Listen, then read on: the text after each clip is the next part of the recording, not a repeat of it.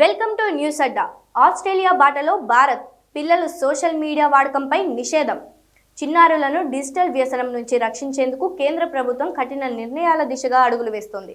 Social media వినియోగానికి సంబంధించి వయో పరిమితులు విధించే అంశంపై ప్రస్తుతం తీవ్రంగా కసరత్తు చేస్తోంది. ఇటీవల పార్లమెంట్లో ప్రవేశపెట్టిన ఆర్థిక సర్వేలోని సూచనలను ప్రభుత్వం నిశితంగా పరిశీలిస్తోందని కేంద్ర ఐటీ కార్యదర్శి ఎస్ కృష్ణన్ వెల్లడించారు. ఆస్ట్రేలియా వంటి దేశాలు ఇప్పటికే పిల్లల కోసం ప్రత్యేక వయో నిబంధనలు అమలు చేస్తున్నాయి. అదే తరహాలో భారత్లోనూ వయసు ధృవీకరణను తప్పనిసరి చేసే బాధ్యతను సోషల్ మీడియా సంస్థలకే అప్పగించే అవకాశం ఉంది.